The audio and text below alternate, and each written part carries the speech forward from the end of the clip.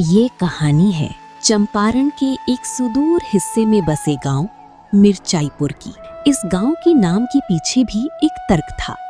यहाँ की मिट्टी में जो लाल मिर्च पैदा होती थी वो इतनी तीखी थी कि उसकी एक डली ही पूरे शहर को छींकने पर मजबूर कर दे। और इसी गांव के मुहाने पर एक विशाल और पुराने बरगद के पेड़ के नीचे स्थित थी बड़कू चाचा की देसी रसोई।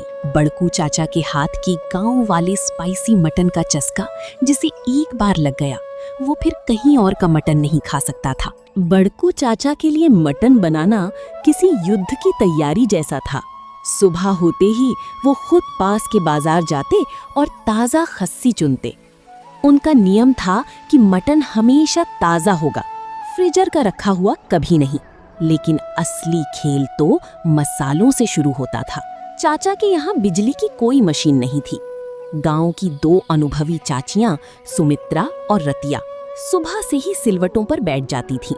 खड़ी लाल मिर्च, ये मिर्च धूप में सुखाई गई और फिर पानी में भिगोकर पीसी जाती थी जिससे उसका रंग गाढ़ा लाल निकलता। लहसुन की कलियां, यहाँ लहसुन को सिर्फ पीसा नहीं जाता था बल्कि मटन में लहसुन की पूरी गांठें डाली जाती थीं।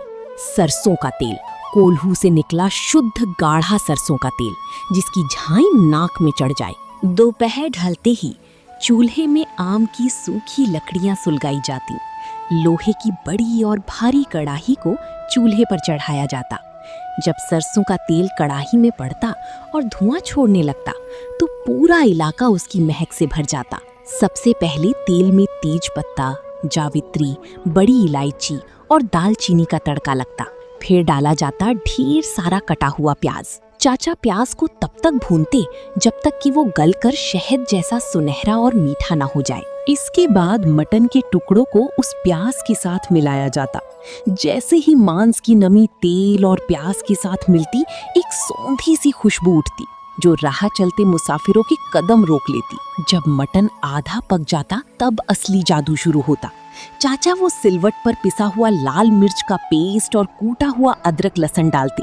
साथ में जाती लहसुन की वो साबुत गांठें। इसे अहुना या दम मटन की कला कहा जाता है। 2 घंटे तक वो मटन अपनी ही भाप में और मसालों के रस में पकता रहता। एक शाम शहर से 4 दोस्त अपनी बड़ी सी गाड़ी लेकर मिर्चाईपुर पहुंचे। उन्होंने सोशल मीडिया पर चाचा के चर्चे सुने थे। उनमें से एक लड़का राहुल जो खुद को तीखे खाने का शौकीन समझता था। जब रात के सन्नाटे में लालटेन की पीली रोशनी में पीतल की थालियों में मटन परोसा गया तो मंजर देखने लायक था।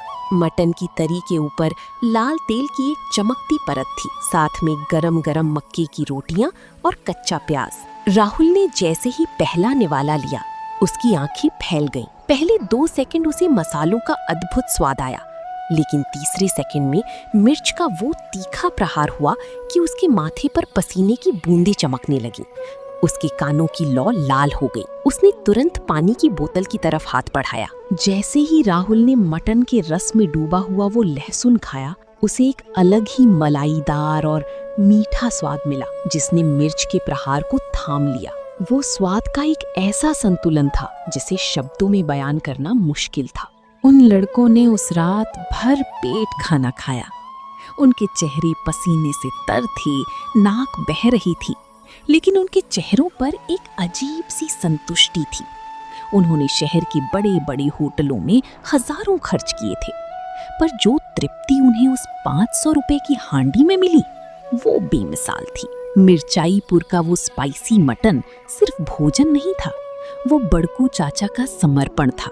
उसमें गांव की आबो हवा थी, चूल्हे की लकड़ी का धुआं था और सबसे बढ़कर वो देसीपन था जो मशीनी युग में कहीं खो गया है। आज भी जब कभी उन लड़कों के सामने कोई मटन की बात करता है तो उन्हें मिर्चाईपुर की वो तीखी महक और बड़कू चाचा का वो बरगद वाला चूल्हा याद आ जाता है। वो तीखापन तो कुछ घंटों में खत्म हो गया, पर उस स्वाद की याद उनके दिलों में हमेशा के लिए बस गई।